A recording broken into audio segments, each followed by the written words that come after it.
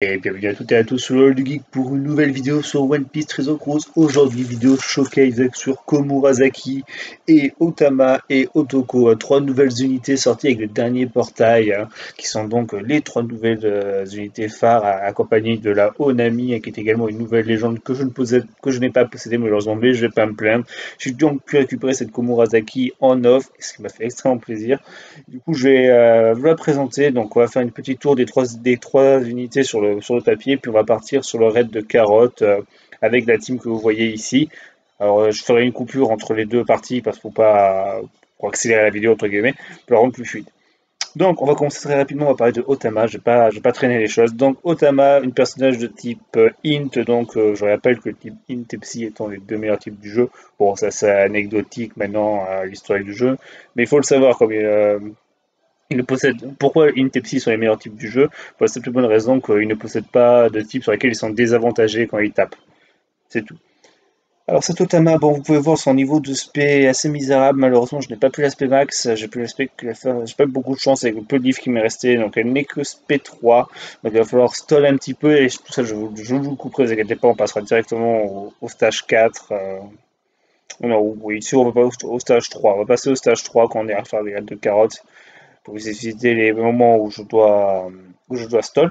Donc, qu'est-ce qu'elle propose? Elle a une SP en deux tours, ce qui est déjà très intéressant. Alors, vous pouvez voir, je l'ai pas sur 4 max, donc rapidement, en limit break max, qu'est-ce qu'elle a? Donc, elle a la légère réduction des dégâts psy, donc ça monte à 5%. Alors, je n'ai pas pu le débloquer, mais son deuxième pouvoir, c'est du pitching, hein, donc c'est quand tu as un certain niveau de PV, tu peux te régénérer en faisant des parfaits. Alors elle a fait par exemple une fois ses RCV quand elle fait des parfaits qui sont en dessous de 20% sur le niveau 1.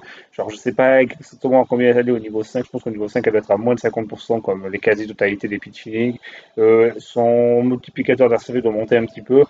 Donc c'est cool, le pitching c'est très très intéressant comme j'avais déjà parlé. Donc on va passer au Cryometability. Alors de base elle a une première Cryometability qui est statistique de base de l'équipe plus 20. Ce que chouette, c'est pas ouf, c'est chouette, mais elle débloque également une deuxième Cryometability si je l'aurais LB Max qui est de rendre les cercles TND avantageux pour l'équipe. Pardon.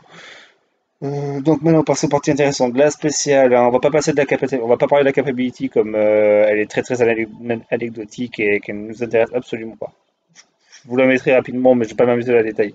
Donc, sachant qu'SP Max a 7, donc vous rajoutez 4 tours en moins. Donc, le premier tour, le level 1 peut utiliser tour 9 et le level 2 peut utiliser level 14. Tour 14. Donc, réduire la durée de brûlure, de paralysie, des blocages et des diminutions de hausse du multiplicateur subi par l'équipe de 3 tours et restaure les HP à hauteur de 8 fois les HP du personnage. C'est des debuffs très pénibles et elle en enlève en tout 4. Hein, c'est énorme, c'est une très bonne unité cette Otama, j'aime beaucoup. J'en avais parlé dans ma vidéo pour que les bonnes unités partie 1, que ça c'est un aspect très très intéressant. 3 tours c'est peu, mais il faut savoir que quand ça monte à sa level 2, elle passe à 7 tours. 7 tours c'est complètement énorme. Avant déjà 5 tours c'était excellent, 7 tours c'est insane. Vraiment. Donc excellente cette Otama pour être assez utile. Et en plus elle régénère de 30 fois les RCV. Pour ça je vous conseille de la mettre max CC. Donc 30 fois les RCV, en fait souvent je l'ai mis max CC, donc elle a RCV évidemment. Donc 514, CC c'est les papa. Donc 514 fois 30, je fais le calcul, ça fait 5000 fois 3, ça fait 15 000 HP. Donc elle doit être autour des 16 000 environ. Et c'est beaucoup, enfin c'est pas énorme, 16 000, c'est sûr que c'est dérisoire par rapport à un Corazon ou un Marco Leg, mais ou une Chirahoshi, mais c'est quand même un petit boost de PV qui est déjà très cool. En plus, tout ce qu'elle propose à côté, c'est vraiment sympa. Donc là, attaque de l'équipe fois 2,25 et reste 1000 HP à la fin du tour, c'est vraiment pas ouf, on s'en fiche. On passe du coup à la Okiku, pardon.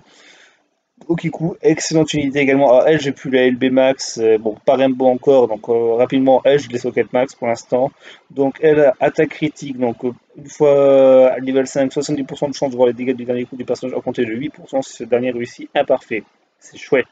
Mais ce qui est toujours très intéressant, la double utilisation du coup spécial. Donc ça fait quand il sera level 5, quand il utilisera son coup spécial, elle pourra l'utiliser une deuxième fois.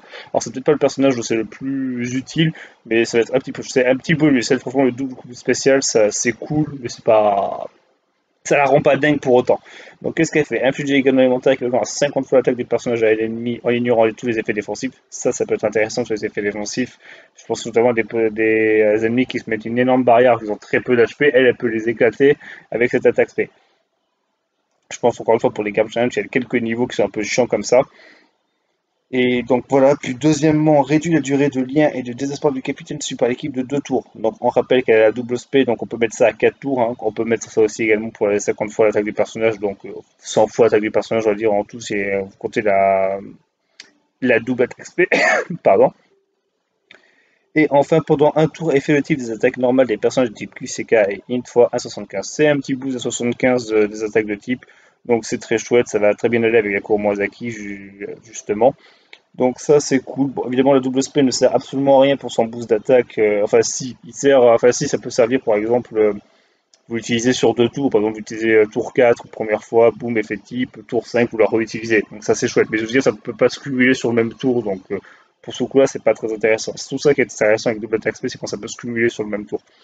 Mais bon, ça reste très cool, hein, double attaque space, c'est vraiment très très chouette, encore une fois pour les niveaux lents, même pour les raid boss et les colos, comme j'ai dit, comme ça, on peut l'utiliser même pour le mini boss du tour 4, plus le boss du tour 5, voire les mini boss du tour 3 également, des fois il y en a.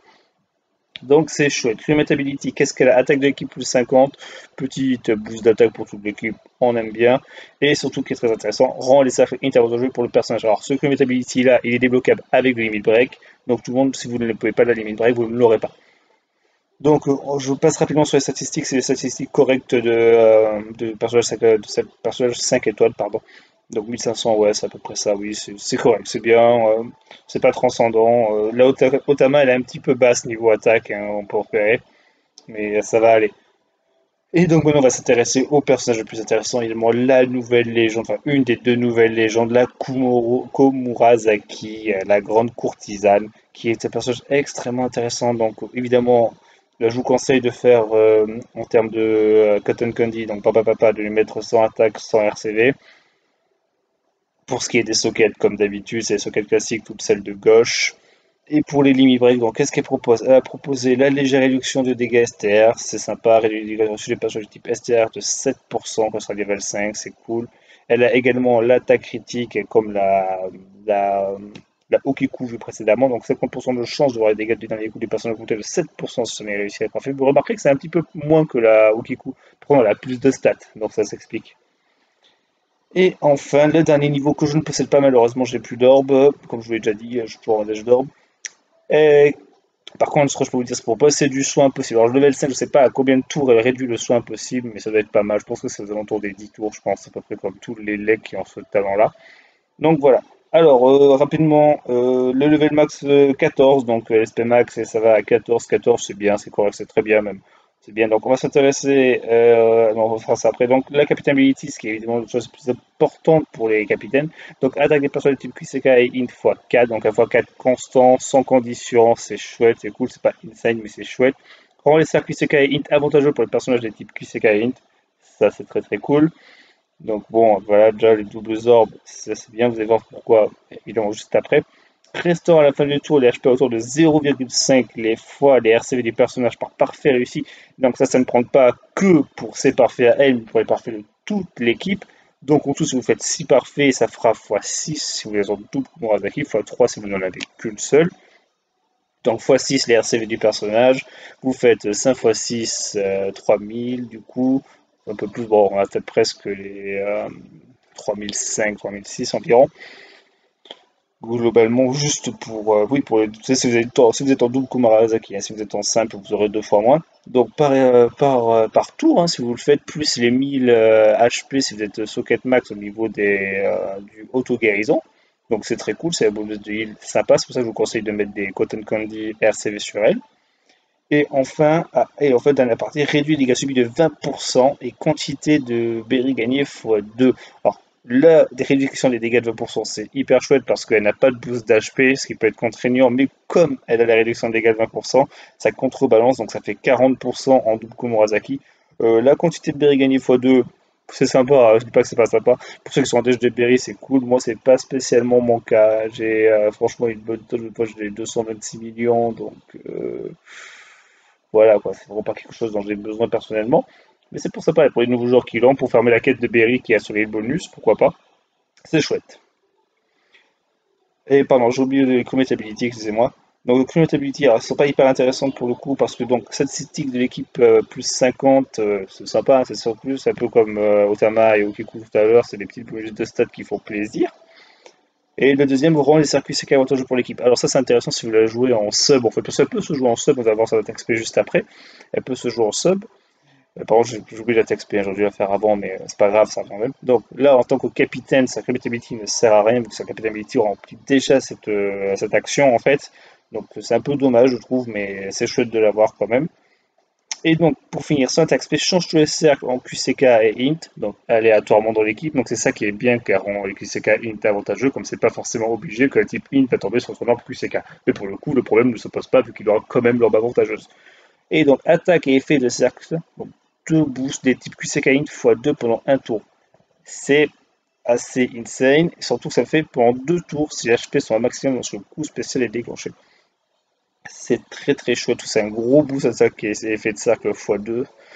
C'est comme, ça me fait penser à Sanji Judge qui a aussi attaqué et fait le cercle x2 pour les classes tenaces. Elle a pareil pour le type QCK et Int. En plus, pendant 2 tours, si elle fait son maximum, ce qui peut être relativement simple d'atteindre, étant donné qu'il y a une grosse réduction de dégâts, en plus de pouvoir se heal, en plus d'avoir un bateau qui permet de récupérer aussi des HP, le nouveau bateau qui est sorti, on va le présenter rapidement, et en plus de ça, Laotaba qui est dans l'équipe. Donc, avoir être full HP, ce sera pas un problème. Pour ça, on en aura besoin. Les 2 tours, si HP sont maximum lorsque le coup spécial est déclenché. Donc, tout ce qu'il aurait fallu pour que cette carte soit encore meilleure, c'était de préciser que orbe BLK incluse pour le changement de cercle. C'est ça, c'est le seul problème, c'est que c'est des orbes BLK, elle ne pourra rien y faire, cette Komurasaki. Donc, une excellente unité sur le papier. Elle a des très bonnes classes également. Intellectuelle, une excellente classe. À bord, une classe bonne. Donc une très très bonne unité, si vous l'avez, vous pouvez être très content de l'avoir et on va voir ce qu'elle donne tout de suite dans le raid de cartes. Alors très rapidement, on va présenter également les cartes géantes qui sont le nouveau bateau qui est sorti, qui coûte 30 gemmes. C'est un bateau que je vous conseille si vous récupérez la Komurasaki ou si vous l'avez jamais dépensé. Si vous voulez le bateau, après c'est bien de l'avoir, hein, parce qu'il va disparaître à un moment. Donc si vous avez un gros pack de gemmes et que vous voulez le mettre dedans, je vous conseille de le faire. Donc qu'est-ce qu'il propose pas mettre, ouais, un type de bateau. Donc attaque x 1,5 x 1,6 environ si HP son maximum au début de l'attaque. Et HP x 1,2 pour perdre le type QCK interrant. Les cercles RCV avantageux pour ces personnages. Donc c'est bien, en plus de faire un boost qui va jusqu'à 1,6, un petit boost d'HP qui va permettre d'avoir un peu plus d'HP que s'il n'y en avait pas eu, ce qui était un petit peu le problème de la Komurasaki. Et en plus de ça, rend les cercles RCV avantageux pour l'équipe.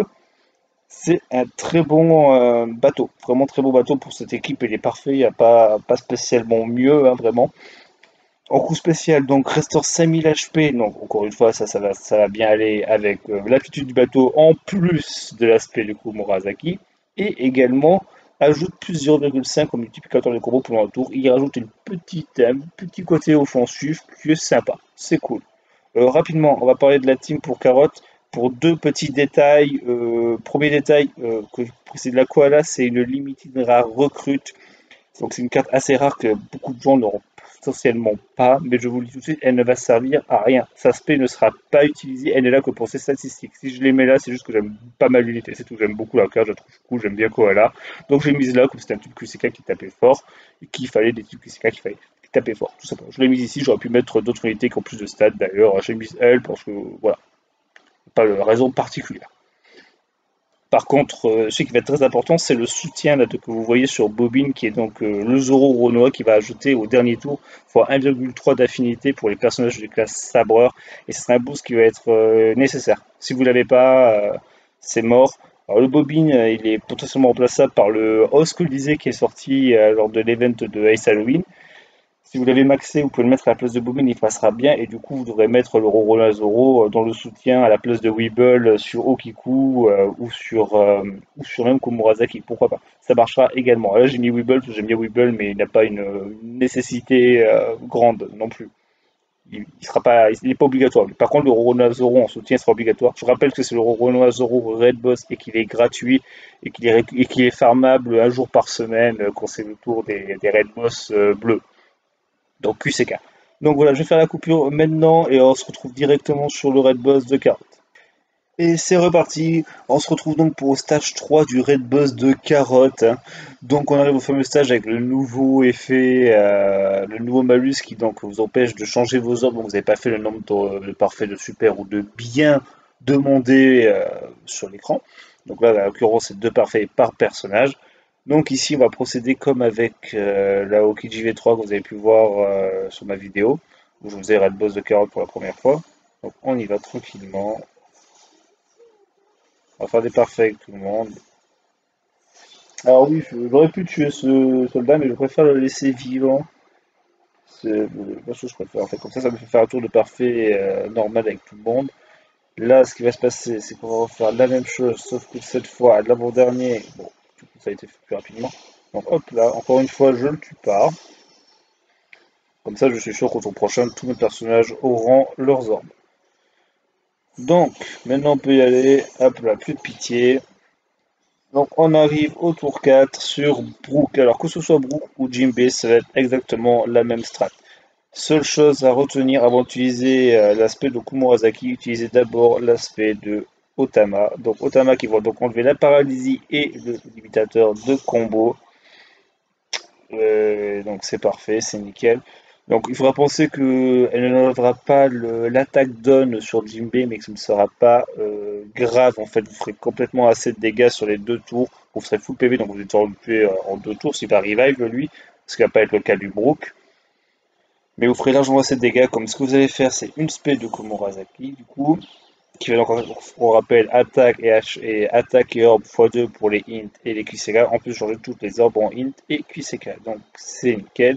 Puis vous allez faire une spé de Quiku, là, exactement la même stratégie que Jinbei, vous ne changez rien, sauf que, bon évidemment là je vais taper avec la fin avec Otama, alors que Jinbei vous allez le déglinguer avec tous les types QCK, vous n'aurez même pas besoin de taper avec tout le monde. Donc là on est parfait, normalement ça tue largement, on y va. Bon, si je rate des parfaits, par contre, ça va pas le faire. Hop, hop. Et là, Otama qui est finalement fait des très gros dégâts vu qu'elle bénéficie en plus du boost d'attaque et d'orbe de boost d'affinité. Donc, on passe directement au sage de oh là là, je sais plus parler. À carotte, pardon. Donc, carotte, évidemment, elle passe sans STR. Elle vous change vos orbes, mais c'est pas grave. Et vous bloque le bateau, ça c'est un peu dérangeant. Donc Weeble, encore une fois, c'est pas nécessaire du tout. Weeble, par contre, là, ça c'est nécessaire aux Zoro, vous avez besoin de son boost d'affinité. Donc on fait une spé de bobine qui va enlever le bouclier à carotte. Comme je dis, il y a aussi le Oz Colo qui peut parfaitement remplacer bobine. Vous avez juste à mettre le soutien de Zoro sur sur un autre personnage, donc sur Komurasaki ou sur Okiku. Et donc on fait l'aspect de la Komurasaki. Et donc là, on bénéficie d'un boost d'attaque, d'orbe et d'affinité. Et aussi le boost de Weeble, mais encore une fois, ça peut être nécessaire. Donc évidemment, vous tapez, voilà, vous regardez rapidement les stats, donc 201 pour Okiku, 197 pour Bobine. Donc je vais pas préciser, mais la Komurasaki a très peu de stats également. Donc elle a des stats de base ressemblent plus à une carte 5 étoiles qu'une carte 6 étoiles. C'est un peu son seul défaut également à cette carte. Donc voilà, donc pas de grosse puissance offensive, mais si vous mettez un bon soutien, elle va quand même dépasser offensivement les autres unités, surtout si vous avez mis comme moi des Barbapapa. Ce qui n'est pas le cas de mon ami leader qui n'a pas mis de Barbapapa, donc vous voyez qu'il a des stats totales très proches de celles de la Okiku. C'est pas la question. Donc là, on tape d'abord avec Otama, puis Koala, puis Bobby, puis Okiku, puis les deux Komurasaki. Là, on va taper avec la première Komurasaki avant, comme la Okiku va bénéficier de bonus de Weevil. Donc on y va. Ah, je me suis trompé, déjà j'avais pas dit cet ordre-là, c'est pas grave. Hop, hop, et hop. Et voilà, le stage de carotte réussi sans aucune grande difficulté. Évidemment, il faut bien penser que le stage de carotte est fait pour être assez rapidement, enfin, être facilement fait par le badge de Kumurasaki. En vérité, la dernière unité qu'il nous aurait fallu, c'est d'avoir la Nami, évidemment. Si vous auriez une Nami plus Kumurasaki, à mon avis, elles éclatent le stage adverse hein, ensemble, vu que la Nami permettra d'enlever la barrière de défense à la place du Bobby. Je n'ai pas la Onami, malheureusement, hein, peut-être plus tard, je l'espère. Hein. Donc voilà. J'espère que cette vidéo vous a plu, que j'espère que le showcase vous a été intéressant. J'essaie de faire les choses un peu plus rapidement, vous présenter plus détaillé la carte sur le papier avant de lancer un niveau. C'est vrai que c'est peut-être pas assez marquant pour vous. Donc voilà, j'ai fait au mieux, j'espère que ça vous a plu. J'espère me donner vos retours en commentaire. N'hésitez pas à mettre un like sur la vidéo, n'hésitez pas à la partager. Et jusqu'à la prochaine, je vous dis ciao.